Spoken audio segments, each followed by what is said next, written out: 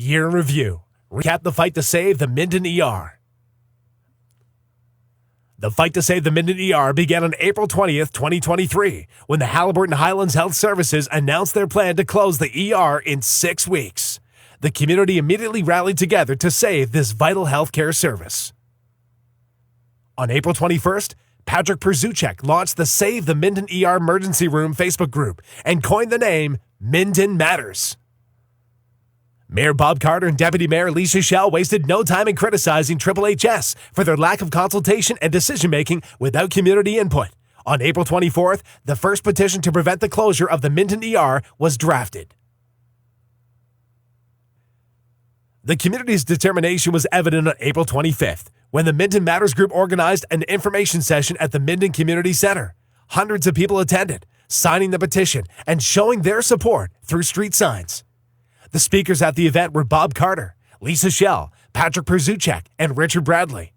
Mayor Bob Carter and Deputy Mayor Lisa Shell made their outrage public, declaring their commitment to stand with the community in fighting the closure of the ER. The Minden Matters website launched on April 26th.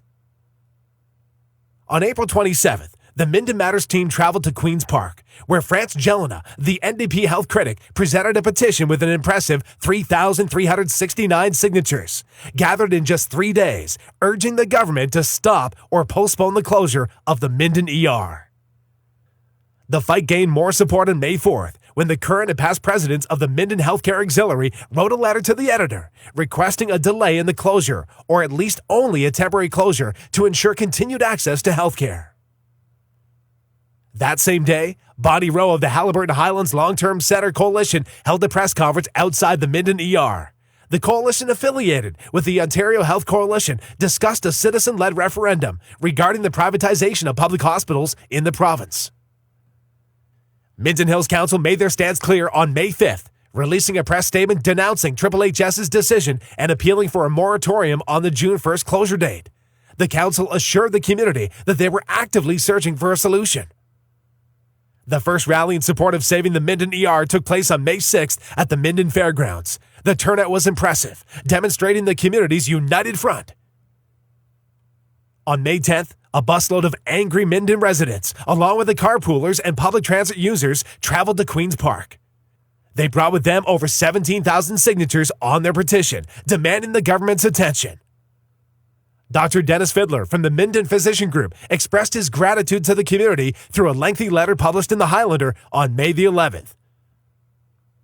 5 past chairs of the HHHS also voiced their disagreement with the closure of the Minden ER through a published letter on May the 11th.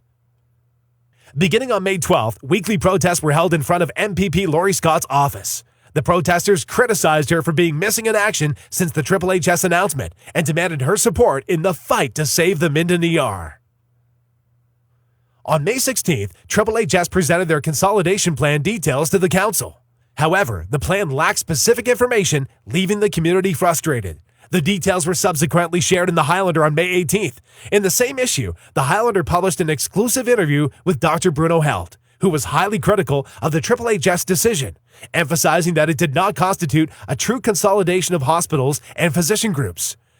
He noted that his doctors would not be relocating to Haliburton, and the resulting increase in workload raised concerns about patient care. The fight to save the Minden ER continued to gain momentum as the community persisted in their efforts to protect this vital healthcare resource.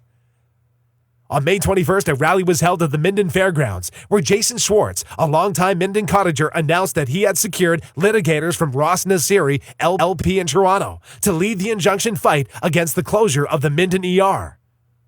Mayor Bob Carter also renewed his calls for the HHHS board to resign and expressed his commitment to supporting the people and doing everything possible to find a better solution. May 25th saw Ontario NDP leader Merritt Stiles addressing the Minden community at the Village Green. She expressed her admiration for the people of Minden and stated that they shouldn't have to fight for basic medical services in the community. The Chesley Emergency Department has seen many temporary closures, overnight, weekends, and sometimes weeks at a time, earning the Twin Town to Minden status. On May 26th, Minden Matters and Ontario NDP Chris Glover traveled as a show of support to Riverside Park in Chesley. The OHC two-day Ontario-wide referendum vote on hospital privatization began on May the 26th. In Halliburton County, 5,504 votes were cast at 30 voting stations, with over 98% of the voters against privatization. The community's determination to fight against the closure was evident by raising over $85,000 in just 8 days to support the litigation against HHHS. However, on May 29th, Jason Swartz shared that litigator Mark Ross had determined that no judge would grant an injunction or judicial review against the closure. This was due to the closure being classified as a consolidation of 2 campuses and because the ER doctors had already found alternative work. On June 6th, it was subsequently announced that $3,780 raised from rallies and signage donations would be paid to the lawyers, resulting in donors receiving a full return on their legal fund contributions. Business owners from Minden united and traveled to Queen's Park on May 31st to warn of the impact the ER closure will have on local businesses, tourism, and real estate values. On May 31st, a candlelight vigil was held outside the Minden Hospital at midnight to mourn the closure of the ER. The Kawartha North Family Health Team, KNFHT, announced an expression of interest for funding to open an urgent care clinic in Minden on the same day. This offered a small glimmer of hope for the community. The day before the ER closure, MP Jamie Schmale spoke out against Bill C-47 opposing HHHS's decision. He recognized that the federal government had a role to play in facilitating the immigration of qualified nurses and doctors to address labor shortages not only in Minden, but throughout the country. June 1st marked the permanent closure of the Minden ER. Despite assurances from Doug Ford that the hospital was not closing, the H signs were taken down. The Highlander editorial by Lisa Gervais on June 1st, titled Landmark Day, highlighted the significance of the closure. A protest organized by the Service Employees International Union took place outside the Minden ER on the same day. On June 2nd, a group gathered to protest outside Lori Scott's Lindsay office, demanding her support in the fight to save the Minden ER. The Toronto Star featured a front-page story on June 3rd, titled The Death of a Small Town ER. The in-depth article covered 3 pages of the popular Saturday edition and was representative of the extensive media coverage the fight had received from radio, TV, and print outlets. On June 3rd, Irene O'Dell, the HHHS Finance Committee Chair, revealed that they were projecting a deficit greater than $3 million at the end of the 22-23 fiscal year. The proposed urgent care clinic by KNFHT was presented to the council on June 5th for review. Minden Matters made a purposeful trip to Queen's Park on June 7th to continue their fight. On June 9th, Marina Hodson of the KNFHT participated in a question and answer session at the Minden Community Center to discuss the proposed urgent care clinic. The fight to save the Minden ER continued throughout the summer, with significant events taking place in June, July, and August to ensure access to essential medical services in Minden. On June 12th, Veronica Nelson was named the acting president and CEO of HHHS as Carolyn Plummer was on a medical leave of absence. The Women's Auxiliary announced on June 15th that they would continue to support the Minden's Highland Crest long-term care and day programs, assuring that all funds raised would stay in Minden. A Save the Minden ER walk and talk was organized on June 16th outside the Halliburton Hospital. The event received surprising support from the Halliburton community. June 20th brought the announcement of the KNFHT Urgent Care Clinic would open in Minden, providing hope for accessible medical services. On June 22nd, the HHHS AGM was held, lacking transparency and preventing public participation since the application deadline for membership was on April 22nd, just 2 days after the announcement of the ER closure. During the AGM, HHHS revealed a deficit of $3.3 million at the end of the fiscal year on March 31st. The Brzuchek family attended Ford Fest on June 24th, where Doug Ford promised to call them the following week. However, despite prompts, they're still waiting for that call. HHHS held its first town hall meeting on June 29th at the Minden Community Center. The room was packed, and Veronica Nelson expressed her commitment to changing the culture. Board Chair David O'Brien did not attend the meeting. In a guest column in the Highlander on June 29th, Diane Duff gave HHHS a C score. She indicated that the HHHS had delayed its rating with Accreditation Canada, which recognizes clinical excellence, patient-centered care, and community involvement. The KNFHT Urgent Care Clinic opened for the Canada Day weekend on June 30th, operating from noon till 6 at the former Minden ER site. The same day, the steering committee to return the Minden ER was formed and held its first meeting, demonstrating the community's commitment to fighting the ER's reopening. On July 7th, HHHS announced that the Ministry of Health had approved their CT scanner and mammography equipment, and they began actively fundraising for their services. Despite Diane Duff's guest editorial March 23rd in the Highlander indicating why it will be another white elephant. Marit Stiles, leader of the Ontario NDPs, committed to reopening the Minden ER if elected in 2026, was announced on July 21st. The second HHHS Town Hall meeting took place on July 27th at the Haliburton Legion, with approximately 40 people in attendance. 3 steering committee members had the opportunity to speak with the NDP caucus at the AMO, the Association of Municipalities of Ontario. The conference was held in London, August the 21st, further advocating for the reopening of the Minden ER and the protection of rural healthcare. On August 22nd, the third HHHS Town Hall meeting was held at the Stanhope Fires Hall in Algonquin Highlands. Once again, Board Chair David O'Brien was absent. Minden Matters organized their third epic rally in concert, called Ground Zero, at the Minden Fairgrounds on August 26th. They invited HHHS to host their town hall meeting there, free of charge, but HHHS declined the offer. The fourth and final HHHS Town Hall meeting was held on August 26th at the Lloyd Watson Memorial Community Center in Wilberforce. This meeting was sparsely attended. The fight to save the Minden ER continued into the fall months, with significant developments taking place in September, October, and November. On September 16th, during a barbecue at the Rotary Park hosted by the Liberal Party, 4 out of the 5 candidates vying for leadership of the Ontario Liberal Party made a vow to reopen the Minden ER if they were to become premier on the 2026 election. HHHS announced on September 22nd that they were seeking community-minded individuals interested in serving on a 12-member community advisory committee. However, no updates have been provided by HHHS. Application deadline was October 13th, and the first meeting was scheduled for November 30th.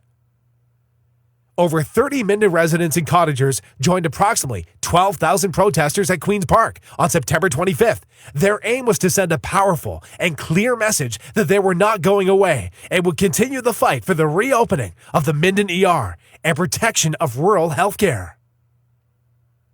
On September 28th, HHHS reveals at a board meeting that only 28% of survey respondents said that HHHS was a good, very good, or excellent place to work, down from 40% in 2018.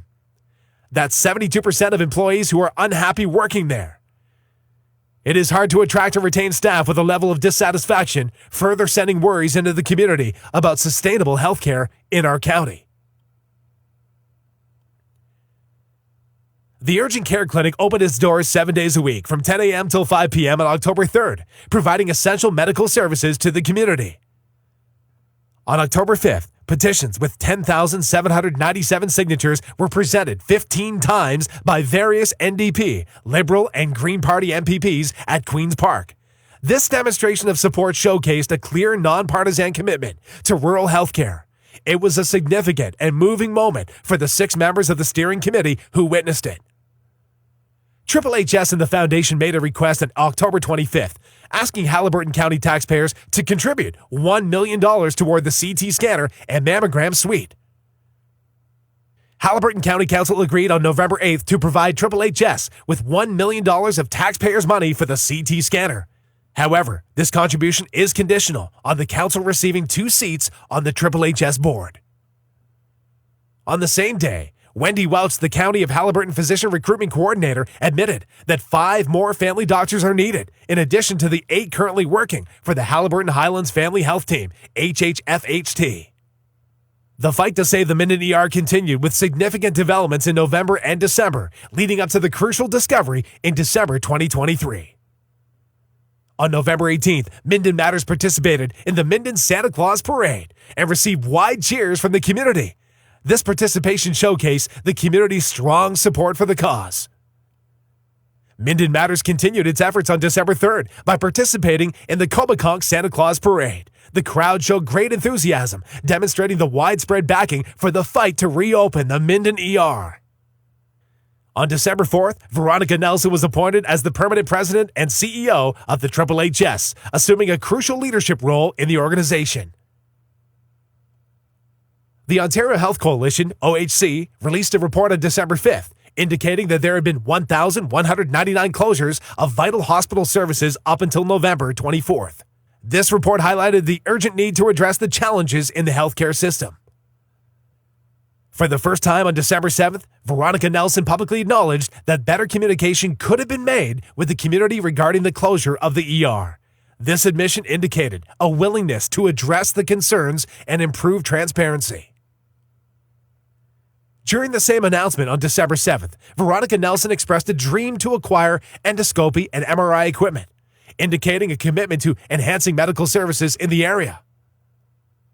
Veronica Nelson also revealed that day that the projected deficit by the end of the fiscal year 2023-2024 was estimated to be $6.7 to $7.2 million.